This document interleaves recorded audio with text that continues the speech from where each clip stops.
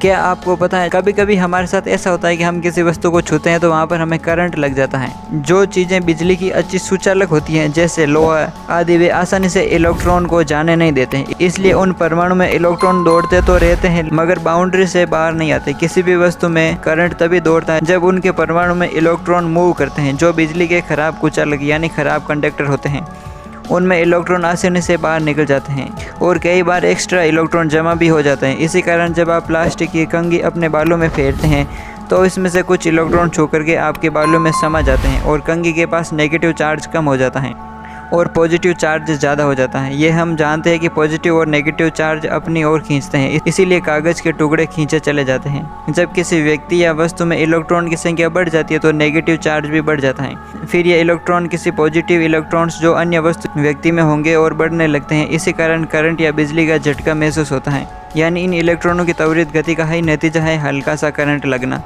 जब हम किसी वस्तु को छूते हैं तब हमें करंट महसूस होता है। ये इसी वजह से होता है कि हम विद्युत आपूर्ति के हिस्से को छू रहे हो जिसमें विद्युत ऊर्जा प्रवाहित हो रही हो। इसी प्रक्रिया को करंट लगना कहा जाता है। विद्युत आपूर्ति के मुख्य दो प्रकार होते हैं जिसमें एसी और डीसी होता है।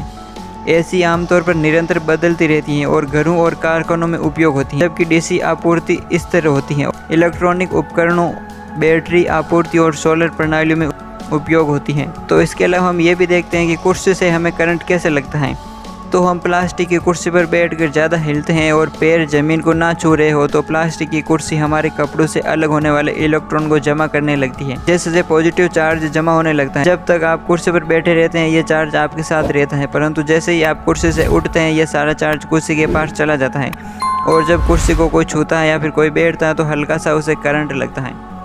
तो क्या इसके लिए मौसम भी जिम्मेदार है? सर्दियों में इलेक्ट्रिक चार्ज सबसे अधिक होता है क्योंकि हमारे आसपास का वातावरण सूखा होता है और वायु शुष्क होती है और इलेक्ट्रॉन आसानी से हमारी त्वचा पर विकसित हो जाते हैं। गर्मियों के दिनों में हवा में नमी होती है जिसके कारण नेगेटिव चार्ज इलेक्ट्रॉन समाप्त हो जाता है और इसलिए हमें करंट महसूस नहीं हो पाता। तो आप समझ गए होंगे कि करंट का झटका लगना परमाणु में मौजूद इलेक्ट्रॉन और प्रोटॉन के कारण होता है। जब परमाणु स्टेबल नहीं होता है तो इलेक्ट्रॉन का आदान प्रदान होता है जिससे चार्ज बदल जाता है और हल्का सा हमें करंट महसूस होता है।